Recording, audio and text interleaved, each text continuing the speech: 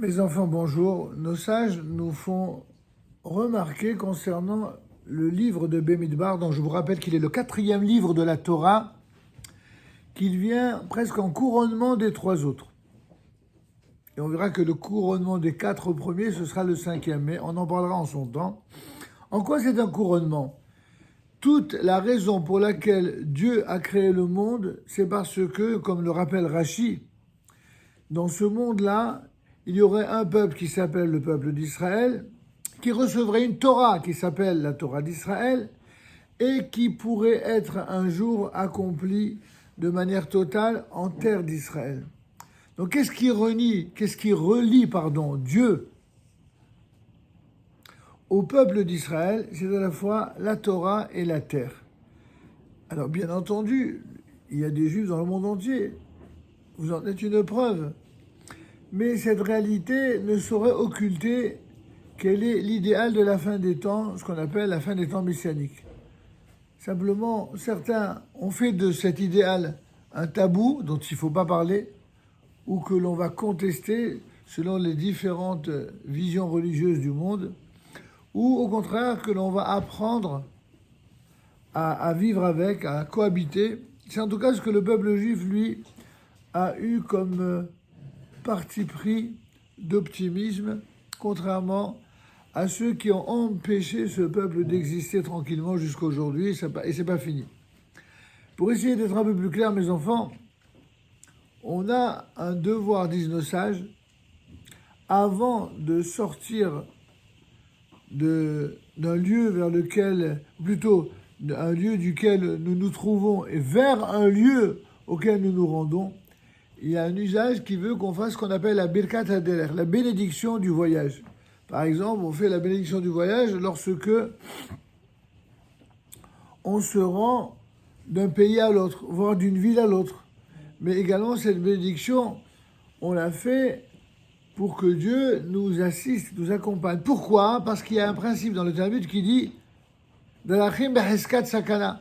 Lorsqu'on est en voyage, lorsqu'on est en déplacement, eh bien, on sait qu'à tout instant, il peut y avoir un danger qui nous guette. Et parce qu'il peut y avoir un danger qui nous guette, on doit être prévoyant. Alors, qu'est-ce que c'est être prévoyant ? C'est pas uniquement viser à sa sécurité, c'est pas simplement apprendre éventuellement, pourquoi pas, des arts martiaux. C'est d'abord et avant tout prier pour que Dieu nous accompagne et nous évite de rencontrer de mauvaises rencontres. Eh bien, ça, c'est ce qu'on appelle la Birkat HaDerech. Quand vous dites etc., on demande à Dieu qui nous accompagne. Sauf que voilà, une fois qu'on a traversé ce fameux voyage, ce fameux chemin qui risque d'être semé d'embûches, si on arrive sain et sauf, qu'est-ce qu'on fait ? Eh bien, on fait non plus la Birkat HaDerech, mais la bénédiction d'après le voyage, ce qu'on appelle Birkat HaGomel. Et dans cette bénédiction, on dit HaGomel et Chayavim Tovot, on remercie celui qui est à l'origine de tous les biens et de tous les bienfaits qui agissent dans le monde, et nous lui sommes redevables. Voyez-vous, mes enfants, la première qualité d'un juif depuis sa plus tendre enfance, c'est d'apprendre à être reconnaissant. Reconnaissant vis-à-vis de Dieu, reconnaissant vis-à-vis de ses parents, reconnaissant vis-à-vis de ses maîtres, reconnaissant vis-à-vis des autorités du pays dans lequel on vit et grâce auquel, eh bien, la sécurité, elle est assurée, elle est maintenue. C'est pourquoi on fait dans nos synagogues la bénédiction, par exemple, pour l'État, comme dans tous les pays du monde, on fait la bénédiction, la prière pour la République. Ça procède exactement de cette même démarche juive, et nous sommes fiers, nous juifs, d'avoir des maîtres qui nous ont appris comment honorer et comment être fidèles, loyaux et surtout reconnaissants à l'égard de ceux qui font du bien. Ça, c'est la première qualité d'un juif. C'est pour ça que le matin au réveil, qu'est-ce que vous faites dès le matin au réveil ? Le fameux Modéani ou Modéani, c'est-à-dire c'est encore une fois un signe un acte de reconnaissance, de remerciement à Dieu qui nous redonne chaque matin la vie. Eh bien, Ces choses-là, nous les apprenons notamment par rapport à ce qui se passe dans le livre de Bemidbar. Le livre de Bemidbar, c'est un livre où il y aura un certain nombre de recensements qui seront faits. Pourquoi? Parce que lorsque je ne sais pas si vous avez déjà fait des jeux de piste en colonie de vacances, en général, il y a toujours un responsable ou plusieurs qui comptent le nombre d'enfants au départ et le nombre d'enfants à l'arrivée. Parce que cette façon de compter, c'est une façon de montrer qu'on accorde la valeur, de l'importance à chacun. Imaginez une colonie de vacances, et plus encore, imaginez une armée où les chefs, se moqueraient bien de ceux qui composent l'unité et qui s'en soucieraient point. Ce serait un bien piètre chef. Un vrai chef, c'est celui qui aime ceux dont il a la responsabilité, notamment celle de la protection. Un chef, c'est quelqu'un qui aime. Un chef qui n'aime pas ceux qui sont autour de lui ne pourra pas être un bon chef. Et d'ailleurs, il ne le restera pas longtemps. Ceci valant aussi bien pour un chef moral et spirituel que pour un chef politique ou un chef de quelque nature que ce soit. Mais c'est vrai aussi pour un chef de famille. Un chef de famille, que ce soit le papa ou celle qui accompagne dans la direction d'un couple, d'une famille, c'est-à-dire la maman, si l'un et l'autre n'ont pas un amour profond pour chaque enfant, c'est compliqué. D'un côté, un enfant, il a besoin et d'un père et d'une mère. De l'autre, il faut que le père et la mère, chacun joue son rôle pour que l'enfant puisse être équilibré. Alors, lorsqu'il s'agit de Sefer Bemidbar, on apprend ici à la fois l'attachement de Dieu à son peuple, on va voir l'attachement de Moïse et de Aaron à tous les membres du peuple d'Israël, mais également les chefs de tribus qui seront comptés selon leur maison paternelle. Et c'est comme cela qu'on apprend beaucoup de règles dans le Shulchan Aruch sur l'identité juive. Beaucoup croient que la seule chose qui compte pour qu'un enfant soit juif, c'est la mère. Mais c'est complètement faux. La mère, évidemment qu'elle est essentielle.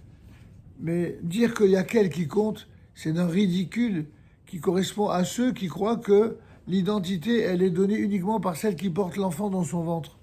C'est faux. L'identité d'un enfant, c'est le fruit, le résultat de l'union de trois êtres indispensables. Dieu lui-même d'abord, ensuite le père et la mère. Les trois sont importants. Et le fait qu'une maman porte un enfant dans son ventre, bien entendu que ça accorde une relation de sentiment beaucoup plus fort et que personne ne conteste, c'est une évidence. Mais si Dieu il a voulu qu'il en soit ainsi, c'est pour qu'on apprenne quelque chose. C'est que une mère, elle doit incarner la douceur, elle doit incarner l'amour, elle doit incarner l'exemplarité du dévouement. Et c'est d'ailleurs ce que sont vos mamans et ce que sont la plupart des mères en général. C'est pas toujours le cas, mais c'est souvent le cas. Et dans un tel cas, alors effectivement, chacun des parents aura à cœur de réaliser exactement ce pourquoi Dieu a conçu la position qu'il doit occuper au sein du foyer. Un homme, c'est lui qui doit enseigner la Torah à ses enfants. Une femme doit enseigner la foi et la morale. C'est pour ça que l'un comme l'autre sont indispensables. Les deux sont importants. Et nous, ce que nous faisons au Talmud Torah et ce que nos élèves font dans les écoles juives, ça n'est rien d'autre qu'un complément indispensable à ce que les enfants sont censés apprendre chez leur père et mère. Vous comprenez cela? Très important. Alors, dans la paracha de Bemidbar, nous allons voir qu'une des premières choses qui va être demandée par Dieu à Moïse, c'est d'établir, de construire un sanctuaire, c'est-à-dire un mishkan en hébreu, un lieu dans lequel Dieu, grâce à ce lieu de relation particulière entre lui et le peuple d'Israël, pourra résider non pas seulement dans le sanctuaire, mais résider au-dedans de chacun de nous. Comme on le voit dans le fameux verset, ils feront pour moi un sanctuaire et moi je résiderai au milieu d'eux. Et nos sages le font remarquer. Il n'est pas dit que je résiderai au milieu du sanctuaire. Je résiderai en eux. Un juif, il est surtout juif parce que Dieu est en lui. Et si malheureusement il veut se débarrasser de Dieu ou tourner la tête, tourner le dos à Dieu, parce que séduit par des idéologies qui sont malheureusement peu éclairées et peu éclairantes, alors il vit un mal-être qui fait que ça se passe très mal. Ça se passe mal avec son Dieu, ça se passe mal avec ses frères, ça se passe mal même avec les nations du monde. Les nations du monde finiront, nous disent nos sages, à la fin des temps, par reconnaître qui est véritablement le peuple d'Israël. Pour l'instant, on voit bien que ce n'est pas le cas. La plupart des nations du monde jugent souvent avec une grande sévérité le peuple d'Israël. Une sévérité qui est absolument incroyable. Elle ne ressemble à aucune manière de juger les autres nations. Les nations du monde peuvent faire les pires choses, peuvent déclarer les pires guerres, les pires traitements. Du bout des doigts, ils vont faire des commentaires peut-être, mais finalement, ils ne vont pas les traiter ni d'État génocidaire, ni de rien du tout. Regardez la guerre qu'il y a entre la Russie et l'Ukraine. Ça fait déjà plusieurs guerres que cette guerre a été provoquée par le président Poutine. On n'a jamais dit que la Russie est un État génocidaire. Mais par contre, quand Israël se défend et veille à ce que sa terre ne soit pas occupée par des terroristes, là, certains n'hésitent pas à parler de l'État d'Israël comme un État génocidaire. Ce qui est évidemment faux, mais qui est très grave, parce que cela montre à quel point ceux qui se prétendent anti-État d'Israël ou anti-politique de tel ou tel gouvernement, en vérité, ne sont que des anti-juifs qui se déguisent derrière des arguments politiques pour attaquer, une fois de plus, comme ils l'ont fait depuis 3000 ans, le peuple d'Israël. Et ça, c'est très important de comprendre que Bemidbar, c'est la situation des Juifs entre la sortie d'Égypte et l'entrée d'Israël. D'une certaine manière, aussi longtemps qu'un Juif n'est pas rentré en terre d'Israël, alors il fait perdurer cette situation dangereuse qu'est le Midbar, ce que Isaïe appelle Midbar Ha'amim, le désert des peuples, c'est-à-dire que d'un côté, les Juifs, partout où ils sont, ils essayent d'apporter le mieux de leurs compétences et de leurs qualités pour les pays dans lesquels ils vivent, et malheureusement, une partie de ces peuples, même si une partie, bien sûr, apprécie, mais une partie de ces peuples ne le supporte pas. Ils ne supportent pas le peuple d'Israël, même quand il fait du bien. Il faut toujours qu'ils aient ce regard qui soit négatif, qui soit malveillant. Question que je vous ai posée. Pourquoi ils sont ainsi que pour le peuple juif?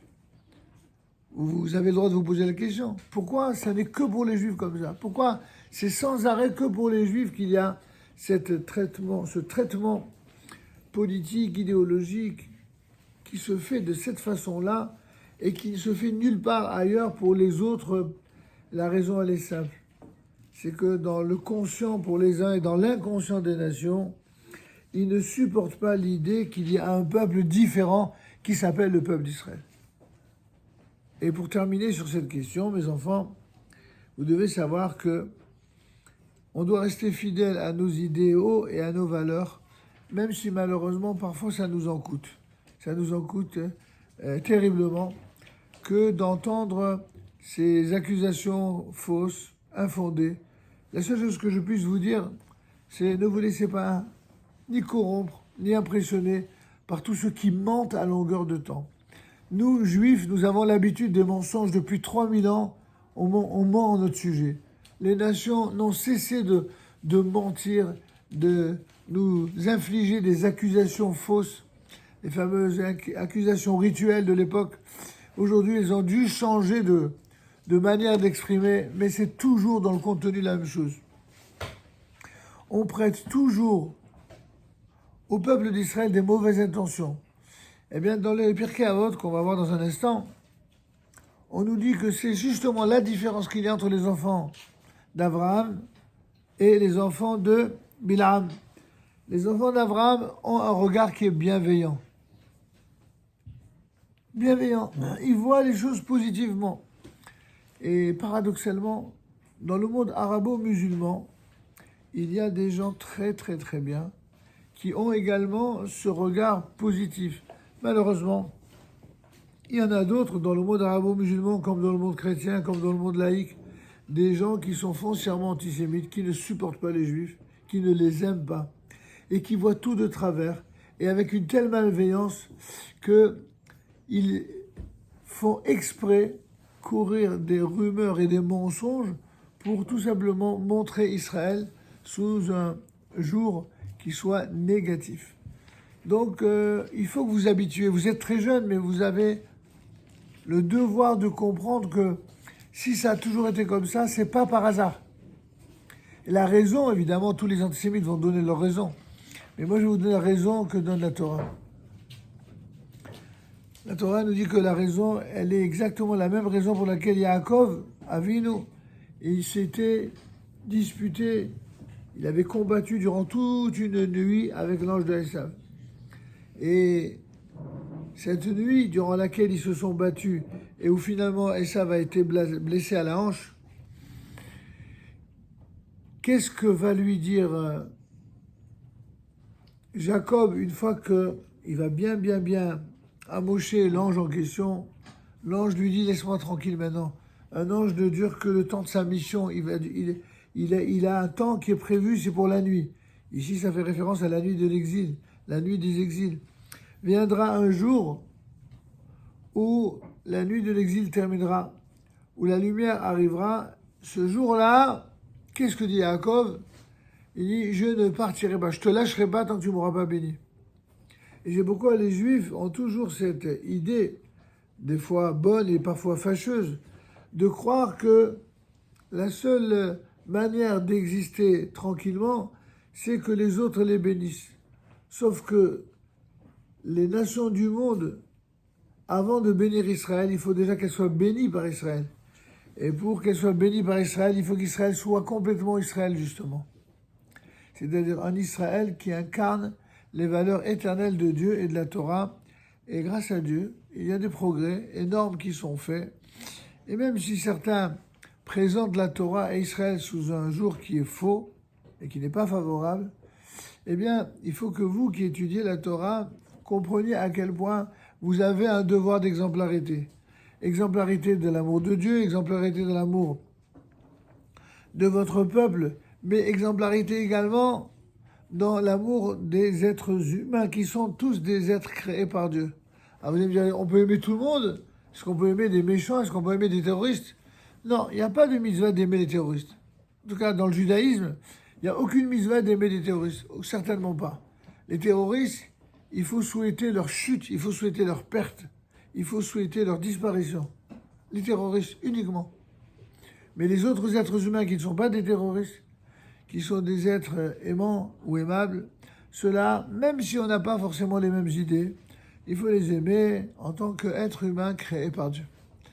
Et donc, si vous comprenez cela, alors même le désert, c'est-à-dire ici symboliquement l'entre-deux, entre la sortie d'Égypte et l'entrée en terre d'Israël, pourrait ne pas être une simple, je dirais, péripétie de plus de souffrance et de douleur, mais simplement un passage obligé par lequel il faut passer et endurer certaines épreuves pour mériter un jour de vivre unis en Eretz Israël dans l'amour de tout ce qu'il y a de bon dans l'humanité.